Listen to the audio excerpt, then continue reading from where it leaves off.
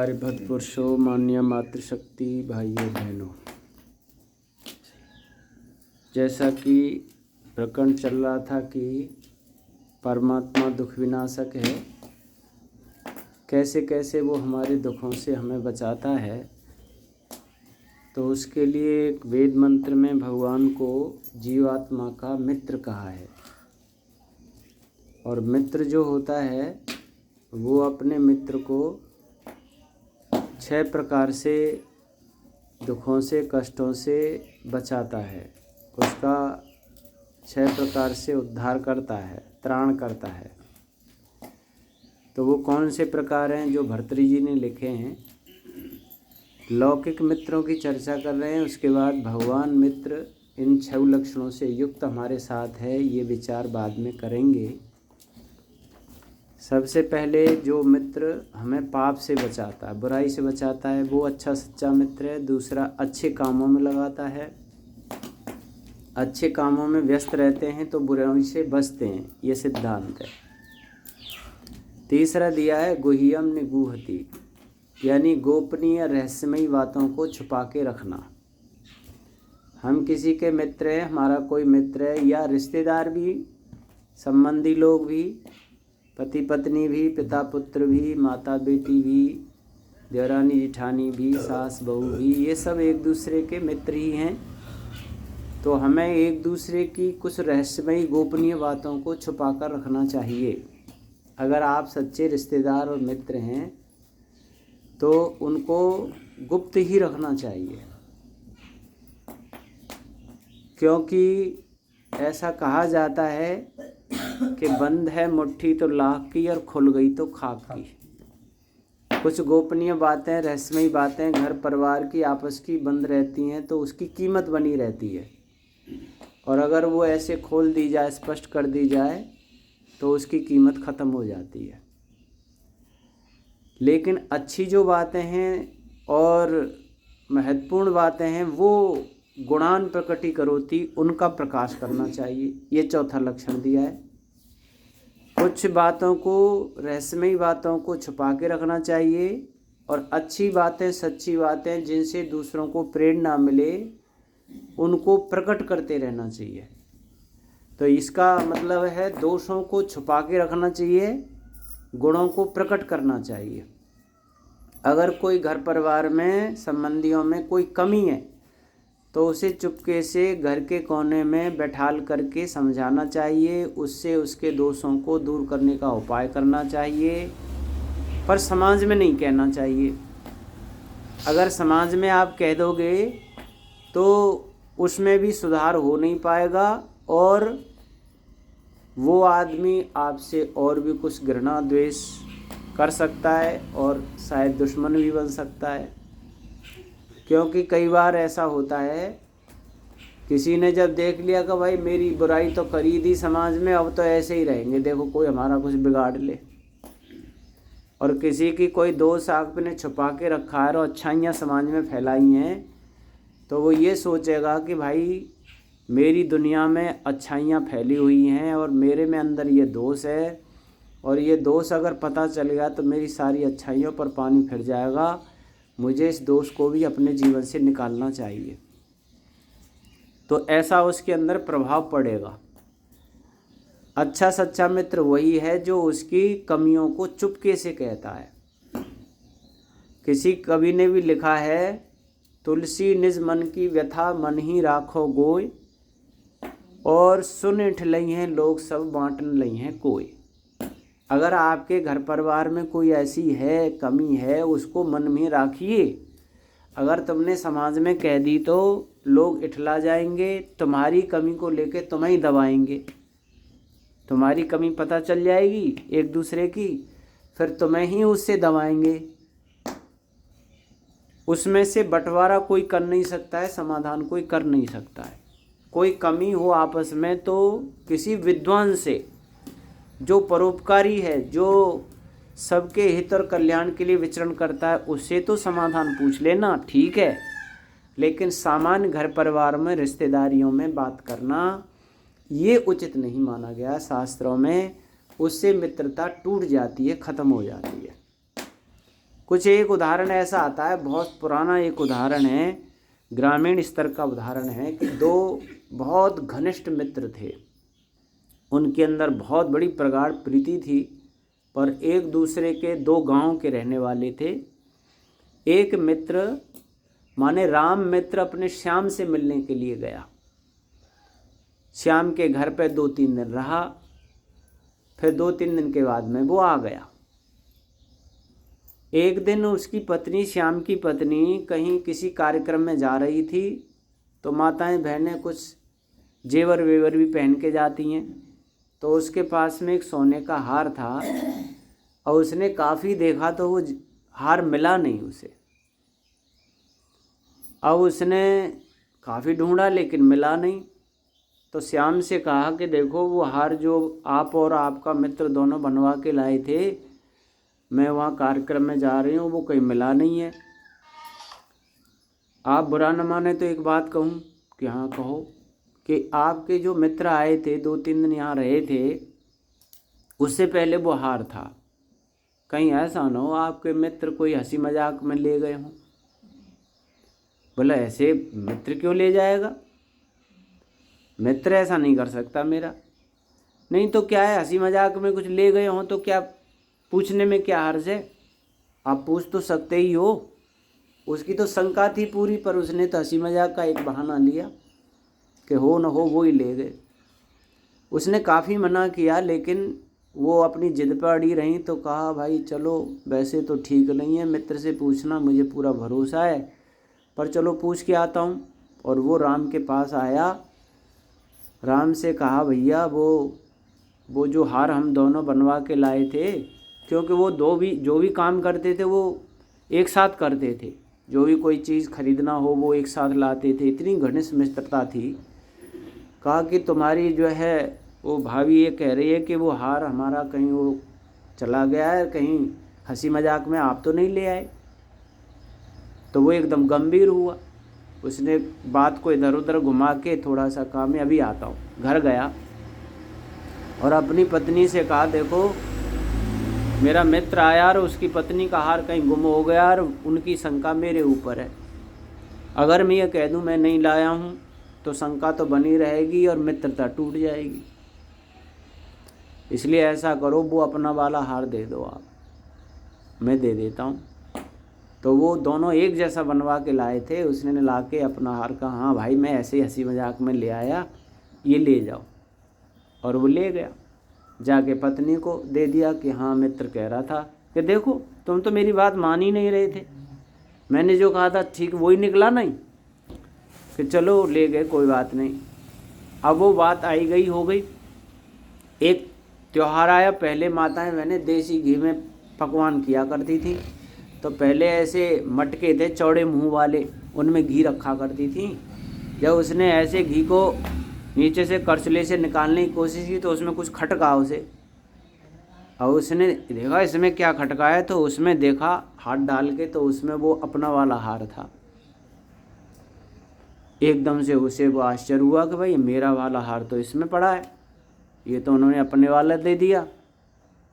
और उसने निकाल करके देखा, उसने कहा देखो जी गजब हो गया, क्या हो गया कि मेरे वाला हार तो पता नहीं घी को निकालते कैसे वो धागा वागा कमज़ोर पड़ गया होगा और वो उसमें गिर गया और वो जम गया, तो मैंने देखा नहीं और वो घी के पात्र में निकला है, ये तो उन्होंने अपने वाला दे दिया।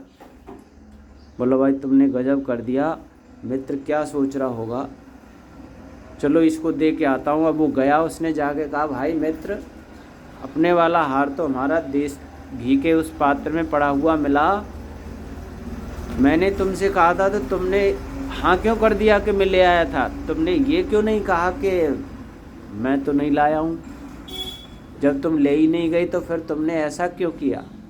बोल देखो भाई तुम्हारा हार इधर उधर हो गया और तुम्हारी देवी जी की शंका मेरे ऊपर थी, तुम बहुत अच्छे सच्चे मित्र हो, ऐसा मित्र मिलना बहुत मुश्किल होता है, मैं अगर मना कर देता तो तुम्हारी शंका बनी रहती और मेरी मित्रता टूट जाती, इसलिए मैंने कहा कोई बात नहीं, हार मित्र के यहाँ रहे या मेरे यहाँ, मैंने स्वीकृति दे दी और वो इसलिए हार दे दिया कि कम से कम मेरी और तुम्हारी मित्रता तो बनी रहे। तो गोपनीय बात, कुछ रहस्यमयी बातें छुपानी हो मित्रता बनाए रखने के लिए तो छुपा करके रखना चाहिए। बहुत से लोग ऐसे होते हैं, मित्र बनते हैं, लेकिन कुछ कमी दिखाई दे जाए उसको ही ज़्यादातर समाज में कहते रहते हैं, अरे वो क्या है, वैसे तो मैं उसके साथ रहता हूँ, वैसे तो वो मेरे संबंधी हैं, पर उनमें ये बहुत कमी है, बहुत झूठ बोलता है, बहुत चोरी करता है, बहुत ये करता है, मतलब उनकी कमियों को ही समाज में कहते रहेंगे। इसलिए घर परिवार में बहू बेटा नाती पोतों की कोई हल्की बात बाहर पड़ोस में नहीं कहनी चाहिए।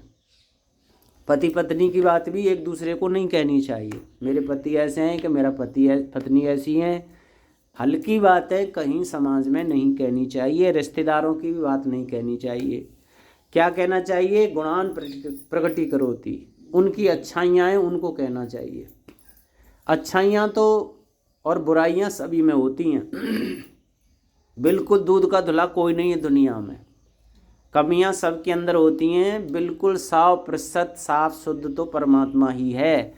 जीवात्मा हैं, विद्वान हैं, उनमें भी थोड़ी बहुत कोई भूल चूक हो सकती है। इसीलिए हमें ज़्यादातर भूल चूकों पे, कमियों पे ध्यान नहीं देना चाहिए। मित्रता बनाए रखने के लिए गुणों पर ध्यान देना चाहिए। आज हम टूट क्यों जाते हैं? हम दोष देखते हैं, अच्छाइयों को नहीं देखते। उनमें अच्छाइयाँ देखते हैं, अच्छाइयाँ देखेंगे तो आकर्षण होगा और जुड़े रहेंगे, और दोष देखेंगे तो विकर्षण होगा, टूट जाएंगे, बिखर जाएंगे, घृणा द्वेष हो जाएगा। इसीलिए गुणों पर ज़्यादा ध्यान देना चाहिए, अच्छाइयों पर ज़्यादा ध्यान देना चाहिए। तो उससे क्या होता है, मित्रता और संबंध प्रगाढ़ बने रहते हैं। और आगे चल कर के कहा है आपदगतं चना, आपत्ति पड़ने पर साथ नहीं छोड़े। मित्र अच्छा सच्चा वही होता है जो आपत्ति में मददगार होता है। संपत्ति में तो बहुत सारे मित्र बन जाते हैं, तुम्हारे पास खाने पीने के ऐशो आराम के साधन मिल रहे हैं तो आपके पास आएंगे, खूब आपकी बड़ाई करेंगे, खूब आपके इधर उधर रहेंगे, क्योंकि आपसे सब सुविधाएं मिल रही हैं। और थोड़ी सी परेशानी विपत्ति आने पर पीठ फेर के निकल जाएं या दूसरे रास्ते से निकल जाएं, क्योंकि आजकल मुसीबत में कहीं मदद ना मांग ले। ऐसे मित्र नहीं हुआ करते। मित्र वही होता है जो आपत्ति में ही साथ देता है। इसलिए तुलसीदास जी ने कहा है, जे न मित्र दुख होए दुखारी, तिन्हि बिलोकत पातक भारी। जो अपने मित्र के दुख को देख करके दुखी नहीं होता और मदद करने का उपाय नहीं करता, उसे तो देखना मात्र भी मतलब पाप लग जाता है। वो तो इतना अपने अंदर दोष को लिए हुए है। इसलिए जब कभी एक दूसरे पर परेशानी आती है तब ही हमको मित्र की पहचान होती है। रामायण का एक प्रसंग है, माताएं बहनें बैठी हैं, और माता बहनों के लिए तो बहुत बड़ा उदाहरण है ये, कि जिस समय श्री रामचंद्र जी माता कौशल्या से वन का आदेश लेने के लिए गए, माँ को राजी कर ही रहे थे, मना रहे थे अपनी बात कह के, इतने में सीता जी आ जाती हैं। तो रामचंद्र जी ने कहा, हे सीते, मैं आपके पास भी आने वाला था, अच्छा है आप आ गईं।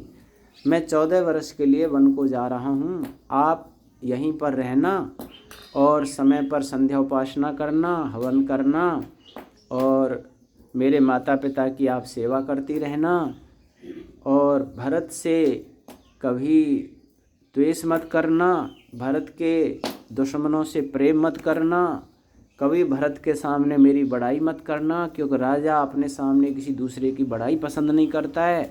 ऐसे उनको समझा रहे थे। सीता जी ने कहा, मैंने भी सुन लिया है आप वन को जा रहे हो, तो मैं भी आपके साथ चलूँगी। कन्हैया आपको नहीं मिला है, ये तो केवल मेरे को ही वन का आदेश मिला है। तो क्या हुआ, आप अगर वन में जा रहे हैं तो मैं आपके मित्र हूँ, आपके सहयोगी हूँ, तो मुझे भी आपके द्वारा आपको मिलने पर मुझे भी वन का आदेश मिल गया। अरे आपको पता नहीं है, वनों में रहना बहुत कष्टमय होता है, नंगे पैरों चलना पड़ता है, पैरों में कंकड़ पत्थर चुभते हैं, कांटे चुभ जाते हैं, बेलें लिपट जाती हैं, ज़मीन पर सोना पड़ता है, कंदमूल फल खाकर गुजारा करना पड़ता है, नदी सरोवर तालाब के पानी पीने पड़ते हैं, उनमें स्नान करना पड़ता है, बहुत कष्ट में होता है, रात बड़ी काली होती हैं, साएं साएं करती हैं, आंधी तूफान आते हैं, हमसे बचना बहुत मुश्किल होता है, वनों में रहना बहुत कष्ट में है। शेर चिंगाड़ते हैं, नदी में स्नान करने जाओ तो मगर खाने को दौड़ते हैं, ज़मीन पर चलो तो हाथी शेर चिंगाड़ते हैं, मारने को दौड़ते हैं। आप ऐसे कष्ट में वन में नहीं रह पाओगी, आप यहीं पर रहो। तब सीता जी ने कहा, आप इतने कष्ट में वन में रहो और मैं इन महलों में ऐशो आराम भोगूं, ऐसा कैसे हो सकता है? आपको पता नहीं, जब हमारा विवाह हुआ था तो हमने प्रतिज्ञा की थी, सखे सप्तपदी भव। आज से हम दोनों मित्र हो गए, और एक मित्र कष्ट में हो और एक मित्र सुविधा भोगी हो, पलंगों पर शयन करे, अच्छे पदार्थ सेवन करे, ऐसा कैसे हो सकता है? आज आप पर मुसीबत आई है तो उसमें मदद करना मेरा धर्म बनता है।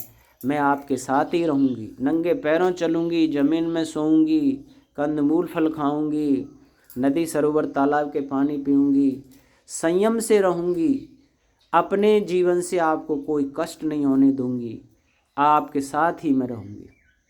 तो उन्होंने कहा, देखो वहाँ पर राक्षस लोग भी रहते हैं, हिंसक प्राणी हैं, उनसे मैं तुम्हारी रखवाली कैसे कर पाऊँगा। जब ये बात कही तो सीता जी ने एक व्यंग कसा कि तुम इतने डरपोक हो, कमज़ोर हो, भीरू हो कि राक्षसों से और हिंसक प्राणियों से भी मेरी रक्षा नहीं कर सकते। अगर ऐसा मेरे पिताश्री को पता होता कि तुम इतने कमज़ोर हो तो तुम्हारे साथ मेरा पाणी ग्रहण कभी नहीं करते। जब ये बात कही तो फिर श्री राम ने कहा, अच्छा देवी इतना तक कह रही हो तो आप भी चलो, माता पिता से अनुमति लो और फिर मेरे साथ चलो। इसको कहते हैं आपतगतम क्षण, आपत्ति पड़ने पर साथ नहीं छोड़ना। यानी संपत्ति में तो कितने मददगार हो जाते हैं।